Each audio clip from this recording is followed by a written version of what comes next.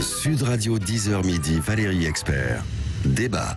Et nous commentons l'actualité ensemble, comme tous les jours, entre 11h moins le quart et midi, avec aujourd'hui Virginie Leguet. Bonjour Virginie, journaliste, bonjour Valérie, éditorialiste politique. Serge Grouard, bonjour, maire LR d'Orléans, bonjour à vous. Bonjour. Jérôme Dubus, bonjour, vous êtes Bonjour membre à de la tous. République En Marche, et Pascal Bataille, animateur, producteur et chef d'entreprise, et vous êtes à Paris pour Bonjour. une fois. En général, on vous a en Zoom, comme on dit. Alors on va parler des régionales, différents sondages qui donnent le RN en tête dans plusieurs régions. On va parler du couvre-feu à 23h qui paraît absurde, et on pourra redire un mot de Roland Garros hier avec ce tollé où les spectateurs ont été obligés de partir en plein milieu d'un match. Et puis immigration, Macron promet un tour de vis pour les expulsions. On va évoquer tous ces sujets avec vous. Commençons avec un peu de légèreté, un peu de culture, Jérôme Dubus. Je ne sais pas si c'est de la culture, mais c'est de la légèreté en tout cas, parce que moi, mon coup de cœur s'adresse à Clara Luciani, qui est la chanteuse en vogue actuellement, d'ailleurs à juste titre, parce qu'elle est formidable. Elle sort son deuxième album demain. Son premier album a eu beaucoup de succès.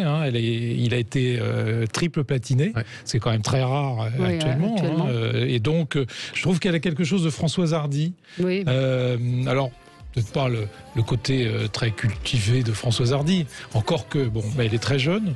Elle a commencé à 19 ans avec le groupe La Femme, qui est aussi un très très bon groupe français, qui a beaucoup de qualité. Et donc, je trouve que voilà, c'est la fin du déconfinement en musique. Et en joie et en gaieté. Bon, écoutez, coup de cœur pour Clara Luciani.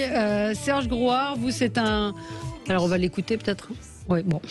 Allez écouter Clara Luciani. Serge Grouard, vous, c'est un... Si je peux rajouter quelque chose, je voulais signaler à nos auditeurs l'adorable clip qu'elle a fait sur la chanson Le reste, je te le laisse, qui raconte l'histoire d'une rupture amoureuse dont il faut retenir que le meilleur, et on la voit déambuler dans un décor à la Jacques Demy, au milieu des oranges, plein de soleil, dans un endroit qui ressemblerait à un endroit d'Italie. Et franchement, je suis tout à fait d'accord avec ce coup de cœur. C'est une chanteuse extrêmement talentueuse, extrêmement gentille et très jolie en plus, qui a beaucoup d'allure, et sa chanson est formidable. Bon, écoutez, et elle est à l'Olympia, j'ai oublié de le dire, le 17, le 18 et le 19 octobre. Vous êtes Jérôme et son agent. Jérôme est devenu son agent. Je vous attends le 17 octobre à 20h. Vous avez pris vos billets, ça y est, vous allez avoir des billets gratuits. Serge et Pascal, vous pouvez venir aussi. Avec plaisir. Avec plaisir. Voilà. Avec plaisir. Alors, Serge, peut-être qu'elle va passer à Orléans, on ne sait pas. Ah, mais on l'accueille avec grand plaisir, effectivement. Voilà. Moi, écoutez, on va rester dans le domaine de la culture et de l'histoire. Alors, c'est un peu moins, léger, c'est même au contraire assez grave. C'est un livre qui vient de paraître. La victoire en pleurant, l'auteur c'est Daniel Cordier.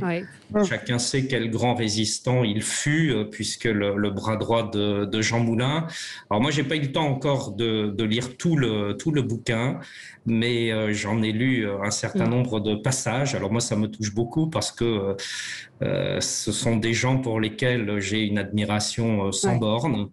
Donc on voit dans ce bouquin, évidemment, c'est la partie 43-46, donc les heures les plus sombres de l'occupation, j'allais dire le quotidien de la résistance. Des rencontres aussi, parce que Daniel Cordier parle de rencontres avec des écrivains célèbres, notamment avec Camus, avec Sartre, avec Raymond Aron. Et puis la libération dont on sait moins peut-être.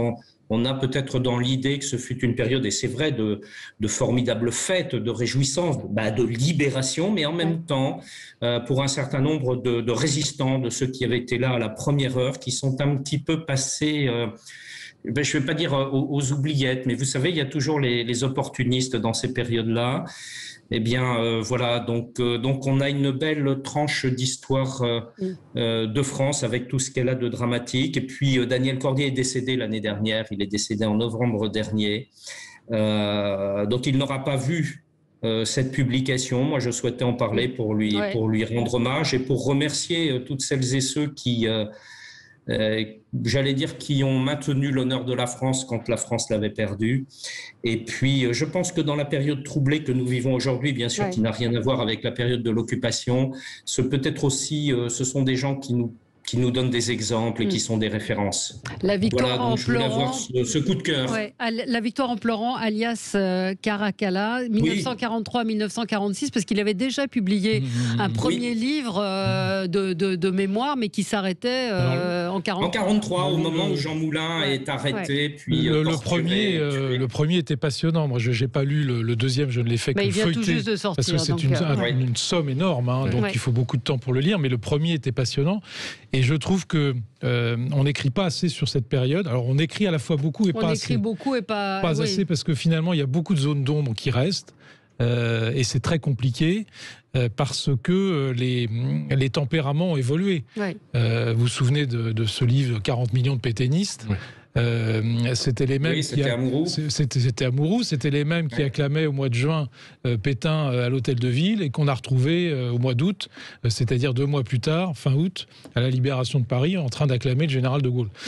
Ça donne une impression assez étonnante de la plasticité française. Absolument. En tout cas, il vient tout juste de sortir, donc il faut aller effectivement acheter et lire ce livre. Pascal.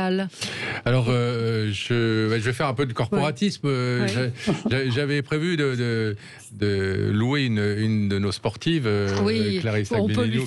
Un coup de cœur quand même, championne qui a quand même remporté son 5e titre de champion du monde. C'est un palmarès exemplaire, extraordinaire. Voilà, juste un petit clin d'œil pour elle. On sent avec vos coups de cœur qu'il y a une envie de sortir de la politique, de sortir du quotidien pesant, des sujets qui reviennent. Culture, du sport. Et j'aime bien ce tour de table parce que parfois c'est très inattendu. Et effectivement, vous avez raison, on n'en parle pas assez. On parle pas, en tout cas, un gros coup de cœur pour Clarisse. C'est l'occasion de dire que les sportives féminines sont trop souvent moins mises en valeur que leurs homologues masculins. Donc voilà. Mais on va faire un peu de corporatisme et revenir un peu dans l'actualité économique avec effectivement la décision d'AXA qui a été annoncée hier d'indemniser les restaurateurs au titre de la perte d'exploitation liée évidemment à la pandémie et au Covid. Il faut savoir que la quasi-totalité des assureurs ont refusé d'indemniser les hôteliers et les restaurateurs. Et AXA au premier lieu, alors même que dans les contrats d'AXA, il y avait une grosse ambiguïté là-dessus et que d'ailleurs un certain nombre de décisions de justice récentes ont donné raison aux restaurateurs, ce qui a évidemment, on ne va pas faire d'angélisme, poussé la direction d'AXA a décidé de libérer une somme, si je ne m'abuse, de 300 millions d'euros, ce qui représente, si on fait une moyenne du nombre d'établissements et de sociétés qui devraient être indemnisés, 15 000 euros par établissement en moyenne. Évidemment, ça ne veut pas dire grand-chose, mais c'est une décision importante parce que effectivement, c'est d'abord un assureur qui décide de faire son boulot, parce que perte d'exploitation, il y a eu. Très contestable. Pour connaître des restaurateurs, c'était des clauses. Ils avançaient des choses qui étaient totalement. Tout à fait. D'ailleurs, encore une fois, la justice a donné raison aux exploitants à plusieurs reprises tout récemment. Mais c'est important aussi parce que peut-être que ça va faire, il va y avoir une contagion et que d'autres assureurs vont être obligés d'indemniser parce que tous les restaurateurs et tous les hôteliers ne sont pas évidemment chez AXA. Mais en tout cas, bravo à AXA d'avoir pris d'être le premier à prendre cette décision et c'est vrai que pour tous ces établissements c'est important, ça va être très important. La somme, même si elle est pour certains assez modeste, sera toujours. En plus c'est honorer un contrat. La controverse elle portait sur la garantie qui prévoyait une indemnisation en cas de fermeture administrative si elle est la conséquence d'une épidémie. Et donc le mot pandémie ne rentrait pas dans le contrat et il y avait une autre clause qui disait que si au moins un autre établissement dans le département est fermé pour les mêmes raisons, il n'y avait pas d'indemnisation, ce qui est complètement absurde. Donc ils ont tenu jusqu'où ils ont pu tenir, et puis voilà, c'est plutôt une bonne chose. Oui, moi je me souviens de la première action contre AXA, puisque c'était un restaurateur du 17e arrondissement, que je connais bien, qui a gagné d'ailleurs, qui a mené un combat extrêmement difficile, parce que AXA à l'époque ne voulait pas en entendre parler, et donc ils ont été condamnés. Simplement, il faudra vérifier le montant des primes qui vont être appliquées, parce que je crains qu'on ait une inflation avec ce genre de clause. Bien évidemment, il y a aujourd'hui des échéances qui arrivent avec des augmentations et des renouvellements de contrats qui sont à 25% supplémentaires. C'est l'heure du journal, il ne faut pas être en retard, on est déjà en retard. On se retrouve tout de suite après, à revenir sur ces sondages qui donnent le RN en tête dans plusieurs régions. Le couvre-feu à 23h, faut-il le supprimer? Et puis, ou alors est-ce que vous estimez qu'il y a un risque de relâchement? Et puis Emmanuel Macron qui promet un tour de vis à propos de l'immigration. La campagne est bel et bien commencée. On a eu les coups de cœur de Pascal, de Jérôme et de Serge. Virginie, c'est un coup de gueule. Oui, alors c'est moins léger que Clara Luciani, et je m'en excuse, mais c'est malgré tout un sujet qui me tient à cœur et qui tient à cœur de beaucoup de femmes et qui est dans l'actualité. Et j'ai écouté les informations de tout à l'heure, et il était fait état du rapport d'inspection qui a été fait à la suite du féminicide de Mérignac et des failles du système. J'ajoute que Emmanuel Macron avait fait de cette cause une cause nationale au début de son quinquennat, que certes des mesures d'urgence ont été prises en 2019, et parmi elles, des mesures très attendues par les associations de défense des femmes victimes de violences conjugales, notamment le bracelet anti-rapprochement et le téléphone grave danger. C'était réclamé depuis des années, ça a été décidé, ça a été annoncé, mais malheureusement, ce n'est pas encore assez effectif. On apprend, quand on regarde les chiffres, que parmi les 1000 bracelets anti-rapprochement, seuls 78 à l'heure actuelle sont affectés et que beaucoup restent dans les placards. Même chose pour les téléphones grave danger. Il y en a 3000 annoncés d'ici 2022, mais très peu sont encore distribués. Alors, je voulais simplement dire que nous sommes à 1 an de l'élection présidentielle, que cette cause nationale avance, mais avance encore très très lentement, et que les failles, ou en tout cas le manque de coordination entre la police et la justice sont toujours très fortes, ce qui fait que ça ralentit l'ensemble du système. Et je voulais alerter aussi l'ensemble du système judiciaire et policier sur cette... j'allais dire ce grand scepticisme qui est en cours, qui frappe encore les femmes qui vont porter plainte dans les commissariats. Très peu de plaintes sont suivies des faits, et quand elles sont suivies des faits, en général, le mari ou le compagnon est également convoqué, parce que les policiers ont tendance à dire que tout cela se passe dans le cadre de disputes conjugales, et qu'il faut donc faire parler les deux. Donc il y a peut-être quelque chose qui doit changer dans les mentalités, quelque chose qui doit prendre très au sérieux la parole de ces femmes, parce que je rappelle que les féminicides qui ont eu lieu récemment, toutes avaient été déposées des mains courantes et des plaintes, et certaines de ces plaintes n'avaient pas donné suite, n'avaient donné lieu à rien de plus. Et donc, elles ont peut-être été elles-mêmes assez actives, proactives, mais elles se sont heurtées à un système extrêmement lent et extrêmement sourd parfois. Non, c'est vrai, c'est tout à fait exact, et on sent que... on est très démunis face à ça. Serge Grouard, ça se passe comment dans votre ville? La réalité est dramatique, si je peux abonder là. Des féminicides, c'est 3 par semaine. Ouais. En 2019, c'était à peu près le chiffre. 2020, c'est différent. Donc, ce ne sont pas des phénomènes à la marge. Hein. Et si l'on prend les violences faites aux femmes, on est à plus de 200 000 par an. C'est colossal. Alors, jusqu'à présent, c'était plutôt caché, plutôt tu. On faisait un peu semblant de ne pas savoir. La seule chose que je vois effectivement, c'est que maintenant c'est sur la table, c'est sur le devant de la scène publique, et tant mieux. Ouais. Et ça, c'est peut-être la prémisse de la réponse. Mais effectivement, sur ce que l'on vient de dire également, moi je constate partout je suis désolé de le dire, mais les dysfonctionnements de l'État. Donc il y a des intentions qui ensuite ne sont pas suivies des faits. Et c'est dramatique, et c'est un peu partout. Alors je n'arrête pas de dire que l'un des grands sujets aujourd'hui, c'est la réforme de l'État, pour que l'État retrouve de l'efficacité. Ouais. Et là, vous venez d'en donner un exemple dramatique d'inefficacité. Réforme de l'État qui avait avait été annoncée par Emmanuel Macron pendant la campagne présidentielle. Oui, mais qui n'est toujours pas faite. Un point sur les féminicides, puisque c'était le sujet initial et non pas la réforme de l'État, même si les deux sont liés. Ça en fait partie, mais enfin, c'est pas tout à fait le même sujet. D'abord, les États généraux ont permis effectivement de révéler un certain nombre de choses. Et aujourd'hui, la parole, je crois, la parole est libérée. C'est le point positif. Bon, il reste des points est-ce qu'elle est assez écoutée ? Attendez, il reste des points très négatifs que Virginie a soulignés à juste titre, parce que moi je considère, et on en parle souvent actuellement, que ces féminicides, c'est la honte de la France. Bon, il y a d'autres pays qui ont réussi à régler ce problème, notamment l'Espagne, avec un certain nombre de mesures et des moyens considérables qui ont été mis pour faire en sorte que ça n'arrive plus. Bon, il y a deux sujets. Moi, je me souviens, quand j'étais élu, je recevais des femmes qui avaient quitté leur domicile conjugal. C'était extrêmement compliqué pour la simple et bonne raison, c'est que au fond, elles quittaient involontairement leur domicile puisqu'elles risquaient leur vie, mais qu'on n'avait pas les moyens de les reloger. Et d'ailleurs, le fait qu'elles quittent le domicile conjugal, c'était une double peine. Non seulement elles étaient agressées, il y avait des tentatives de mort, mais elles devaient en plus quitter leur domicile conjugal alors qu'elles y étaient, bien. Et les enfants. Oui, c'est très important sur les enfants. C'est totalement hallucinant. Et les enfants. Donc, effectivement, il y a les plaintes maintenant vont être enregistrées. 100% des plaintes vont être enregistrées. C'est des instructions qui ont été données. J'espère que ça suivra. Et deuxièmement, le délai d'instruction de ces plaintes est beaucoup trop long. Beaucoup trop long. Aujourd'hui, dans un tiers des féminicides en 2020 sont des femmes qui avaient déjà porté plainte.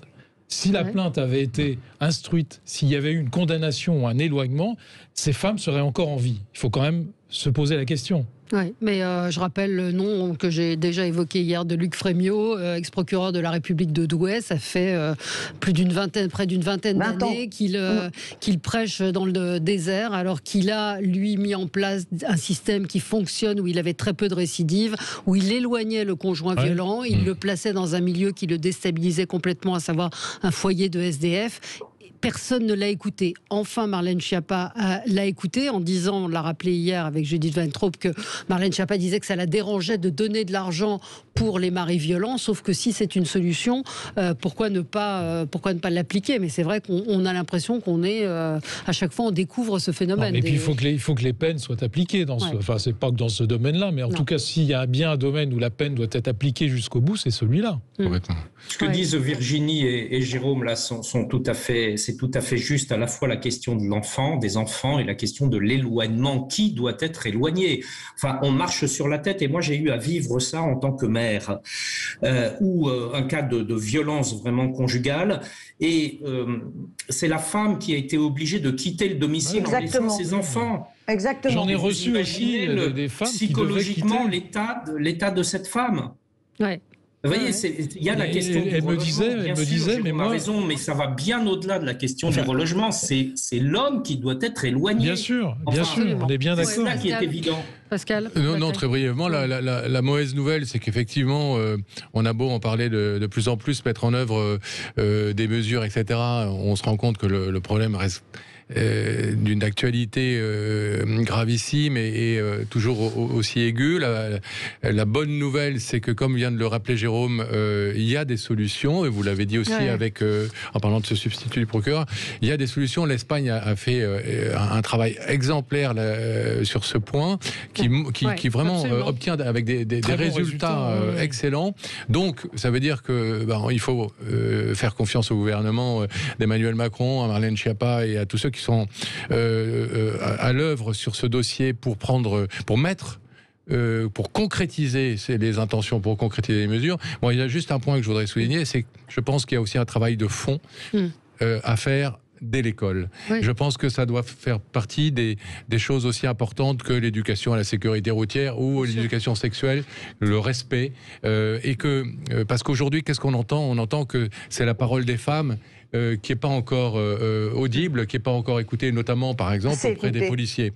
Et ces policiers, ils ont été enfants à un moment. Si dès l'enfance on les avait un peu plus sensibilisés à ces problématiques, avec, y compris avec des choses assez fortes, des vidéos, je pense qu'il faut faire un travail de fond aussi pour le moyen terme et pour le long terme dès l'école sur ce sujet. C'est effectivement inacceptable. On a des auditeurs qui nous disent, il y a une auditrice qui nous parle d'une femme qui a été brûlée vive à Mérignac. attaques. Enfin, ce sont des actes complètement abjects et effectivement, on a l'impression qu'après, il ne se passe rien, on en parle. Mais les juges d'application des peines ont une responsabilité énorme. Vous avez vu ce cas récemment qui était que le mari, ou le conjoint, je ne sais plus, peu importe, était éloigné d'1 kilomètre avec un bracelet qui n'a pas fonctionné. Ça va pas. Enfin, je veux dire, là, le juge a une responsabilité énorme.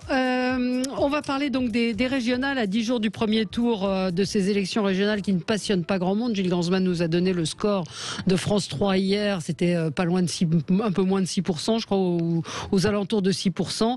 Mais plusieurs sondages confirment une poussée du Rassemblement national. Il arriverait en tête dans 6 régions, même s'il y a des alliances et des désistements qui seraient mis en place pour l'empêcher. Les résultats vont évidemment dépendre beaucoup des négociations. Hier soir, j'ai jeté un œil sur le débat d'LCI. Personne n'a voulu dire ce qu'il ferait au second tour. Est-ce que ça va faire comme en 2015, Jérôme Dubuge ? En 2015, j'ai regardé un peu les scores. Le Front National était déjà arrivé dans un certain nombre de régions en tête, notamment en PACA, dans les Hauts-de-France, etc., avec des scores dépassant parfois 40%. Marion Maréchal-Le Pen avait fait 42% en PACA, Marine Le Pen avait fait 42 ou 41% dans les Hauts-de-France, et au deuxième tour, elles ont perdu. Ouais. Donc, parce que la gauche est désistée. Oui, non, mais attendez, je termine. Donc, oui, mais ça change tout. Oui, mais peut-être qu'on va voir ce cas-là aussi, on verra. Donc là, je crois que ce qui me frappe, c'est d'après les scores des sondages, il faut faire très attention parce que l'abstention va être massive. Ouais. Moi, je crois que si on a une participation entre 35 et 40%, c'est le grand maximum. Ça veut dire 60-65% d'abstention, ce qui est plus qu'en 2015. Donc, tirer des plans avec une abstention qui est extrêmement forte, c'est compliqué. Oui. Moi, je prends comme référence, avec une abstention aussi là, massive des 4 dernières législatives partielles de dimanche, qui est le dernier scrutin qui a eu lieu, on était entre 15 et 25% de participation. Bon, qu'est-ce qui s'est passé ? On a eu les mêmes résultats qu'en 2017, et le Front National, dans 2 cas, était au deuxième tour. Dans un cas, il a fait 20% dans l'Oise, c'est-à-dire qu'il n'a pas progressé au deuxième tour, et dans le deuxième cas, il a fait 35%, c'est-à-dire dans le Pas-de-Calais, c'est-à-dire le même score qu'en 2017. Donc, il y a une espèce de stabilité du corps électoral, encore une fois, sous toute réserve de la participation. Alors, je ne suis pas certain qu'on ait la même chose au régional, mais enfin, ça donne quand même un indicateur. Ça veut dire qu'au deuxième tour, il n'y a pas eu de poussée du tout du Front National sur ces élections-là. Alors, ce sont des législatives, c'est pas des régionales, etc., c'est pas national, mais bref, le dernier sondage grandeur nature n'a pas révélé une poussée du Front National au deuxième tour. Oui, Serge Grouard. Je ne suis pas persuadé que le scénario de 2015 puisse se reproduire. Je n'en ai pas ce sentiment, cette intuition. Alors effectivement, l'abstention est susceptible d'être très forte, ça va de soi. Ça devrait nous interroger vraiment depuis le temps qu'on le dit et qu'on le constate. C'est déjà le constat de l'inefficacité politique. Si les gens ne vont plus voter, c'est qu'ils n'y trouvent plus de raison. Et pourquoi ? Parce qu'ils ont le sentiment qu'il n'y a jamais rien qui change. La deuxième chose, c'est qu'effectivement, on ne va pas anticiper sur le premier tour pour savoir ce qui pourrait advenir pour le deuxième tour. Moi, ce que je ressens, c'est que les gens sont lassés, pour beaucoup d'entre eux en tout cas, des arrangements politiques. Voyez-vous, on va faire alliance, non pas pour un projet, mais contre quelqu'un, en l'occurrence contre le Front National. Je ne suis pas sûr, je ne crois pas que cela va marcher indéfiniment. Voilà, je pense qu'il y a une évolution dans l'esprit de beaucoup de nos concitoyens. La dédiabolisation du Front National, je crois qu'on peut le dire, il faut constater les choses, a plutôt fonctionné. Donc on n'est plus, il y a un certain nombre d'années, et donc aujourd'hui il n'est plus suffisant de dire mais le Front National risque de gagner, alors faisons alliance pour l'éviter. Non, pour faire quoi ? C'est terrible cette manière de procéder, parce que cela veut dire que finalement, mais on n'a qu'un seul projet, c'est d'empêcher le Front National. Mais c'est pas ça qui va sortir la France du pétrin, c'est pas ça qui va proposer un projet dans les régions ou dans les départements. Voilà, il faut qu'on soit positif. Moi, je pense quand je vois le sondage, je vois que effectivement le FN est haut, Je vois aussi tout de même, on ne le dit pas beaucoup, on a parlé d'implosion, de risque d'implosion des Républicains, mais moi ce n'est pas ce que je vois dans les sondages. Bon, alors vous allez me dire, je suis jugé parti. Oui, c'est pas très objectif. Mais oui, je me les sers. Il vaut mieux que je parle des Républicains que tu parles de LREM. Et ensuite, je vois la gauche, même lorsqu'elle est en situation de faire une sorte d'union, ses scores sont relativement faibles, en tout cas supposés relativement faibles. Et pardon, Jérôme, mais En Marche est vraiment pas flambant. Oh bah, LR non plus. Hein. Quand on fait 12% en Occitanie, excuse-moi. Juste un mot. Il y a un petit sujet. Là, une auditrice nous dit il n'y a pas que les Hauts-de-France et PACA. Non, vous avez raison, mais il y a un certain nombre de régions. En Centre-Loire, le RN est à 28%. Il devance le PS à 21%. Nouvelle-Aquitaine, en Bretagne, dans les Hauts-de-France. Alors, c'est Xavier Bertrand qui est en tête, mais pas de beaucoup. 34% contre 32% pour Sébastien Chenu. Laurent Jacobelli, dans le Grand Est, est à 32% devant Jean Rotner. Enfin, il y a un certain nombre de régions. Il y en a une dizaine. La Bourgogne-Franche-Comté également avec Odo. L'Occitanie. Oui, mais ce qu'il faut dire... Alors, attends, Ce qu'il faut dire quand même, c'est que s'il faut dire juste un point, c'est que le paysage est beaucoup plus éclaté que la dernière fois. C'est ce que disait Serge Grouard aussi. La gauche n'est pas unie. LREM et LR, c'est divisé aussi. Donc voilà. Moi, je ferai plusieurs observations. Oui, l'abstention est un danger, mais elle n'est pas forcément un danger pour le Rassemblement national, dont l'électorat est en général assez mobilisé et qui pourrait, lui, se déplacer, contrairement aux électeurs d'autres familles politiques qui pourraient, eux, jouer la politique de la chaise vide. Donc, il faut faire très attention quand on parle de l'abstention. Elle n'est pas la même dans toutes les familles politiques. Second point, je rejoins ce qui a été dit par Serge Grouard. La droite détient actuellement 7 des 12 régions et pourrait en conserver quelques-unes.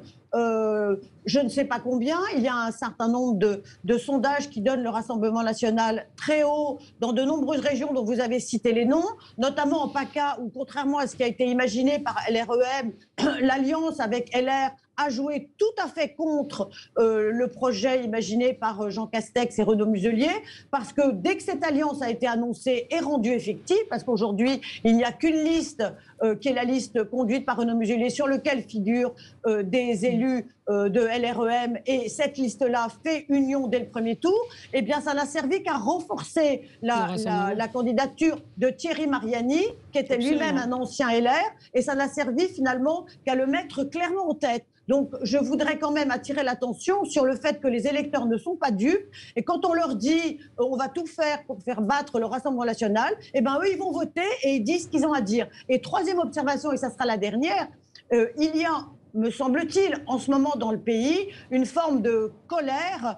J'ai entendu hier un sociologue parler de rageosphère, et cette colère, si elle s'exprime au régional, pourrait donner lieu à des résultats électoraux surprenants, et probablement que si le Rassemblement national obtient ne serait-ce qu'une région, ce qui serait déjà un véritable coup de tonnerre, ça déconfinerait les esprits dans la perspective de la présidentielle. Pascal Bataille, on ne vous a pas entendu sur le sujet. Je suis assez d'accord avec ce qu'ont dit tout à l'heure Virginie Leguet et Serge Grouard. Je pense que le réflexe républicain et l'alliance anti-Rassemblement national vit ces dernières heures, et que si elle se manifeste encore à l'occasion de ces élections, ça sera sans doute une des dernières fois, parce que je crois que ce petit jeu-là, entre guillemets, qui avait en tout cas, toute sa légitimité et tout son fondement, mais ne va pas survivre à la recomposition de l'échiquier politique, d'une part, à l'ancrage de plus en plus important, même s'il est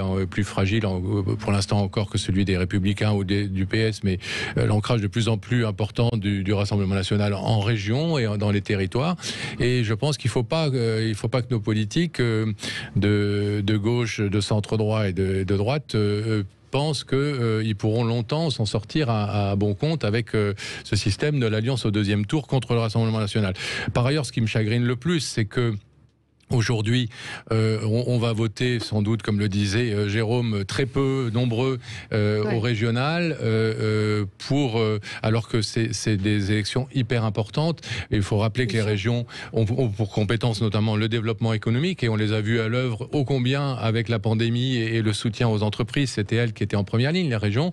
L'aménagement du territoire, les transports, les lycées, la formation professionnelle, c'est des compétences extrêmement importantes. Or, sur quoi apporter le débat politique toutes ces dernières semaines sur des thèmes qui ne sont absolument pas des compétences des régions, la sécurité, l'immigration et que sais-je encore, le terrorisme.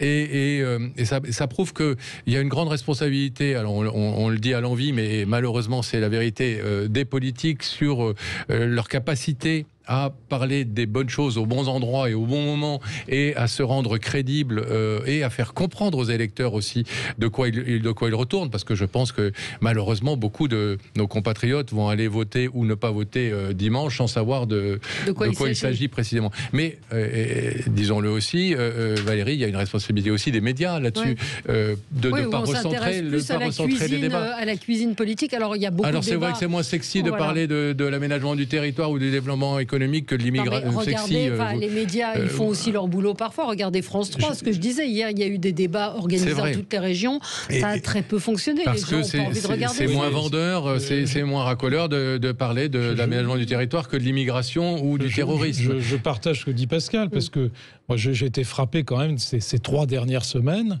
notamment sur les chaînes d'infos, il faut bien le dire. On nous a bassinés avec des faits divers, alors des faits divers dramatiques à chaque fois, évidemment, il y a des morts, etc.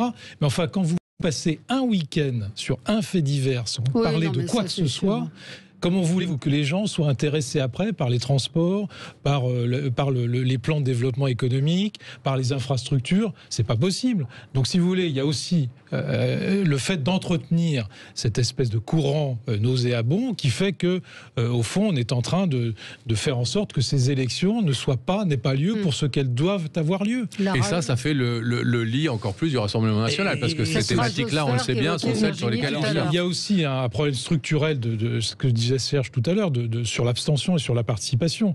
Moi, j'ai vu pour la première fois des législatives de 2017 où on s'est abstenu plus qu'on a participé. Oui. C'est-à-dire que les députés ont été élus avec moins de 50% de participation. Ça a été le cas encore au municipal, où il y a des maires qui ont été élus avec 25 ou 30% de participation. Alors que le maire, c'est quand même l'instrument de proximité, c'est la personne de proximité. Et là, les régions, c'est plutôt des sujets de proximité, et on va avoir une abstention massive. Donc, petit à petit, on est en train de descendre de plus en plus sur le mandat de proximité, avec une abstention de plus en plus importante. C'est très inquiétant. Oui, Serge Groard. Moi, je voulais faire deux observations. Ce scrutin des régionales a été nationalisé par l'exécutif. Je rappelle que c'est Jean Castex lui-même qui a annoncé dans le journal du dimanche l'alliance entre Renaud Muselier et LREM. Je ne sais pas ce que Jean Castex avait à faire dans cette affaire. Il avait qu'à laisser Renaud Muselier ou les responsables locaux de LREM l'annoncer eux-mêmes. Et puis, je rappelle que l'exécutif, sous probablement la houlette d'Emmanuel Macron, a envoyé 5 membres du gouvernement dans les Hauts-de-France. Si ça, c'est pas une opération politique d'envergure nationale, je ne sais pas ce que c'est. Alors évidemment, après, les chaînes d'info nationale en font des commentaires et des commentaires, c'est tout à fait exact. Mais l'exécutif s'est lancé dans cette bataille de façon extrêmement visible et extrêmement voyante. Et on a fait un sujet qui éloignait beaucoup les médias et les électeurs du véritable objet de ces élections régionales. C'est vrai, nationalisation. Enfin, attendez, Virginie, je suis désolé. Valérie Pécresse et Xavier Bertrand ont dit très clairement au début de ces régionales que ce serait leur primaire pour l'élection présidentielle. Non, pas Valérie Pécresse. Si, elle l'a dit aussi dans une interview du Point il y a un mois en disant si je suis battue, je quitte la vie politique. Non, elle n'a pas dit ça du tout. Elle a dit exactement ça. Elle n'a pas dit, c'est Xavier Bertrand qui l'a dit. Non, les deux l'ont dit, reprenez les déclarations. Pécresse a dit ça. Pécresse a dit ça. Je n'ai pas entendu non plus. Serge Groard, c'est vrai aussi que cette nationalisation des régionales, elle est aussi due aux politiques et au Premier ministre et au Président de la République, que ça arrange bien tout de même ce face-à-face avec le RN. Mais bien sûr, elle est due, j'allais dire là un petit peu à tout le monde, franchement, tout le monde tente de nationaliser ou dénationaliser en fonction de ses intérêts politiques. Bien sûr. C'est vrai qu'il y a aussi la proximité maintenant entre les régionales et puis la présidentielle, où on en voit déjà une prémisse de la présidentielle, et tout cela n'est pas très très sain. Il n'est pas très très sain de pouvoir multiplier les candidatures à telle élection, puis à la suivante. Enfin, à un moment, il faut savoir un petit peu ce qu'on veut. On veut être président de quoi, par exemple? On veut être président de région ou être président de la République? Exactement. On a fait la même chose. Après, je suis très gêné, moi, effectivement, de voir des ministres débarquer partout. Écoutez, on a parlé, vous aviez parlé précédemment de la situation, on a parlé des féminicides, on a parlé des questions de sécurité. Enfin, on voit que la France va mal. Je suis désolé, mais des ministres, ils doivent être au boulot, ils doivent pas être en campagne électorale. Ou alors, on quitte son ministère. C'est simple. Non, mais on peut pas reprocher à des ministres d'être claquemurés. C'est également de reprocher au président de la République le mélange des genres, là, de faire son tour de France en plein milieu de la campagne électorale pour les régionales et les départementales. Ce n'est pas convenable, comme aurait dit quelqu'un pour lequel j'avais une grande affection. D'accord, mais enfin, d'abord, c'est une tradition que des ministres soient candidats au régional. Sous Nicolas Sarkozy, je me souviens qu'il y avait 19 ministres qui avaient été engagés, 19 ministres qui avaient été engagés au régional, donc c'est pas une nouvelle, c'est pas une nouveauté. Et deuxièmement, on peut pas reprocher à un ministre. Donc c'est l'ancien monde, Jérôme. Oui. Justement, mais c'est vrai. On est passé 19 à 5, c'est déjà mieux. Non, mais on nous avait annoncé effectivement un nouveau monde. Et deuxièmement, on ne peut pas reprocher constamment à l'AREM, à ses députés, à ses ministres d'être claquemurés à Paris, d'être coupé des réalités, d'être hors sol et de ne pas venir sur le terrain pour se présenter. Ça, c'est un argument d'une mauvaise foi absolue. Alors, ils y sont sur le terrain. Peut mieux faire. Ils y sont sur le terrain. Ils sont à 5 dans les Hauts-de-France. Ça, ils y sont sur le terrain. Ils sont surtout dans les Hauts-de-France. Oui, ils sont surtout dans les Hauts-de-France. Non, il y en a en Ile-de-France. Oui. Allez, je voudrais qu'on change de sujet. Nous allons parler donc de ce tour de vis souhaité par Emmanuel Macron, qui vient de découvrir que le taux d'acceptabilité de l'immigration dans notre pays est de plus en plus bas. Donc il veut que son gouvernement s'attaque au dossier de l'immigration clandestine. Il a demandé au ministre d'activer de manière volontariste les dispositifs en vigueur pour une meilleure efficacité des expulsions des étrangers en situation irrégulière. L'immigration, comme ça, d'un seul coup, qui revient dans le débat politique. Pascal Bataille, Je ne sais pas si elle y revient, parce que j'ai l'impression qu'elle y est quand même de façon assez continue. Alors il faut voir que ça porte effectivement, vous le disiez, notamment sur les expulsions des étrangers en situation irrégulière.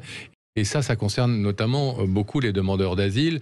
Alors j'ai lu un chiffre de 120 000 demandeurs d'asile par an, sur lesquels 20 000 sont acceptés, 20 000 repartent chez eux, et 80 000 qui resteraient. Illégalement. Donc on a tous les mêmes chiffres, ce qui est effectivement assez accablant. Donc je pense que personne ne pourrait censément donner tort à Emmanuel Macron de se pencher sur ce dossier. Maintenant, il est loin d'être le premier à le faire, et avec quelles mesures concrètes et comment agir.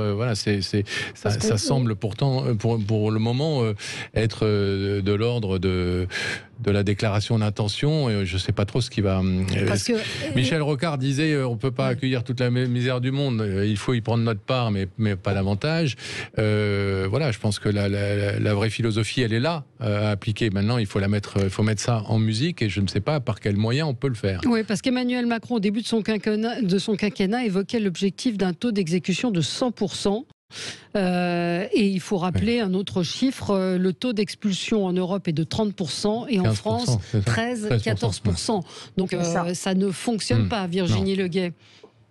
Oui, alors moi j'aime beaucoup qu'Emmanuel Macron organise une réunion à l'Élysée et fasse fuiter des éléments de langage immédiatement après, ce qui n'est pas si fréquent d'ailleurs. J'aime un peu moins que ça se passe juste un mois avant des élections régionales. Absolument. Où les questions d'immigration et les questions de sécurité sont extrêmement prégnantes dans l'électorat.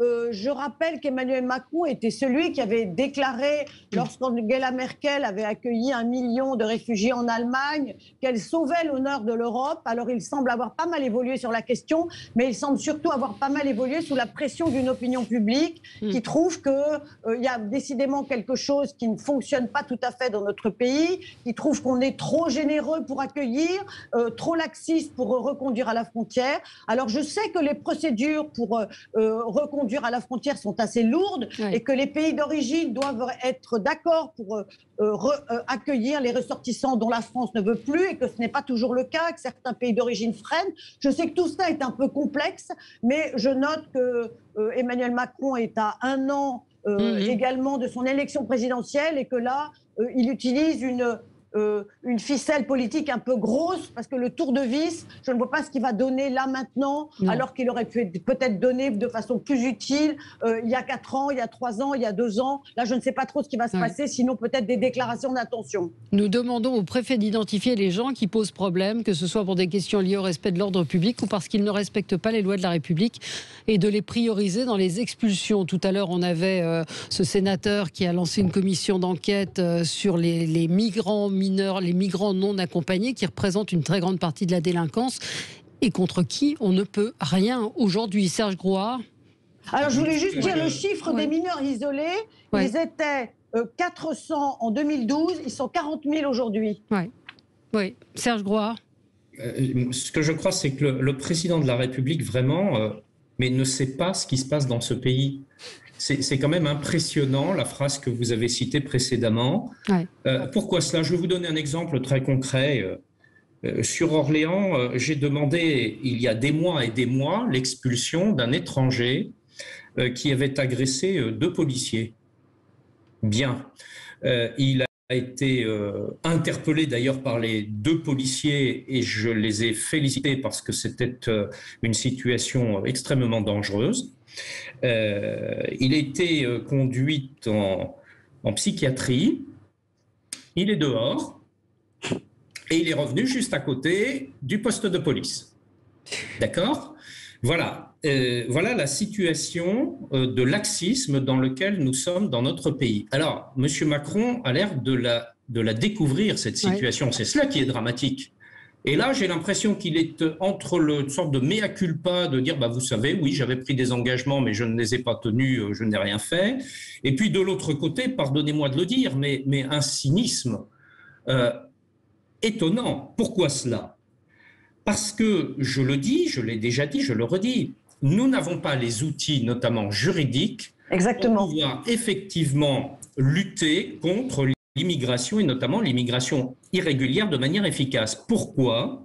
Parce que nous sommes dépossédés d'un certain nombre de ces éléments, de ces moyens juridiques au profit de l'Union européenne via la Cour de justice des communautés européennes et surtout de la Cour européenne des droits de l'homme qui vient à chaque fois traiter d'un certain nombre de sujets, donc créer une jurisprudence. Cette jurisprudence en termes de droit, il faut bien comprendre qu'elle est supérieure, qu'elle vient s'impliquer dans notre pays et elle vient s'imposer à la règle nationale. Donc, vous pouvez décider concrètement de ce que vous voulez en France, vous pouvez décider concrètement d'une expulsion. Vous avez un recours qui dit non, recours en justice, non, on n'expulse pas.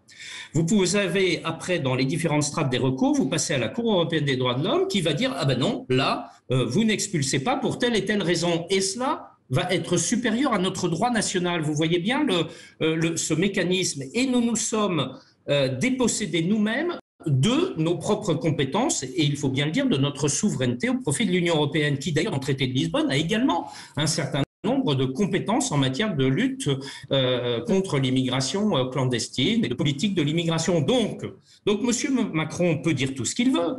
Je dis concrètement qu'il ne pourra pas le faire tant que l'on ne pose pas la question à son bon niveau, qui est la compétence nationale et la compétence européenne. Et pour ma part, je dis que la première des choses, et j'assume de ce que je dis, c'est qu'il faut sortir de la Cour européenne des droits de l'homme, de la Convention européenne des droits de l'homme, sinon nous ne pouvons pas conduire de politique migratoire dans notre pays. Il faut l'assumer, je l'assume. Il y a d'autres sujets. Vous avez parlé du nombre de ce qu'on appelle des OQTF, les ordonnances de quitter le territoire français. Effectivement, les chiffres que vous citez, je les partage, c'est 12-13% de gens qui ont épuisé toute leur voie de recours en France, mais qui restent en France. Enfin, 12% c'est deux choses différentes.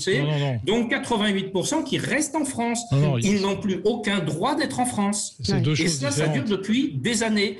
Pour la raison, notamment, pas seulement, parce qu'il y a un laxisme aussi dans notre pays, mais pour la raison que l'on vient de dire sur les questions européennes. Je vous donne un autre exemple. L'aide médicale d'État.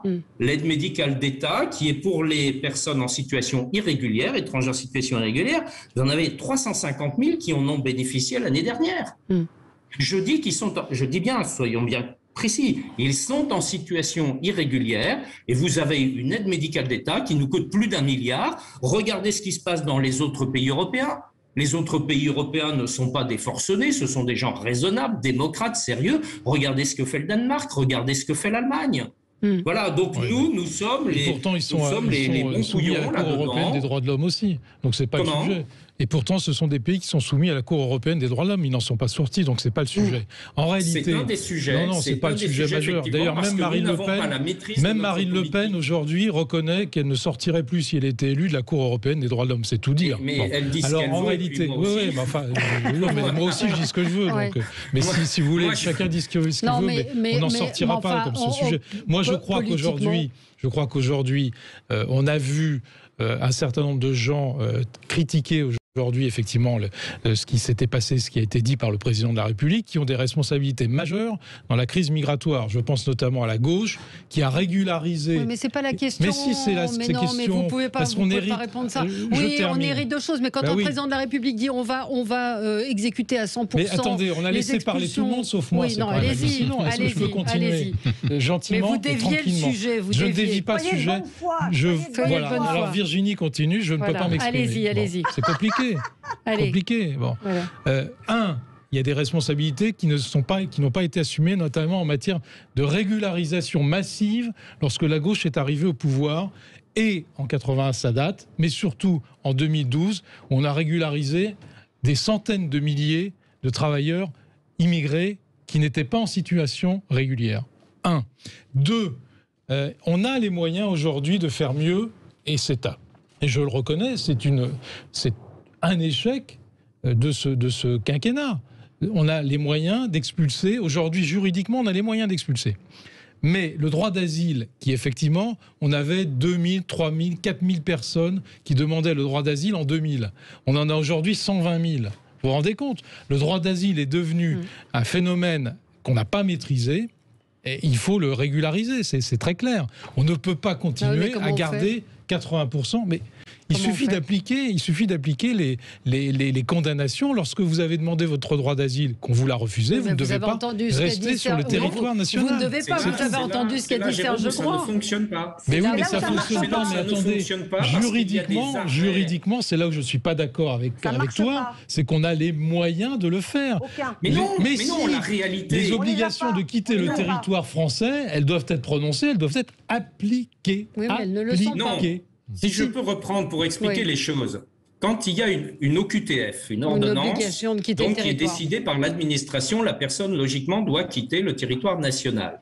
Sauf que pour cela, il y a deux entraves à cette décision. La première, elle est d'ordre juridique, c'est-à-dire un recours devant les tribunaux pour dire je suis expulsé à tort.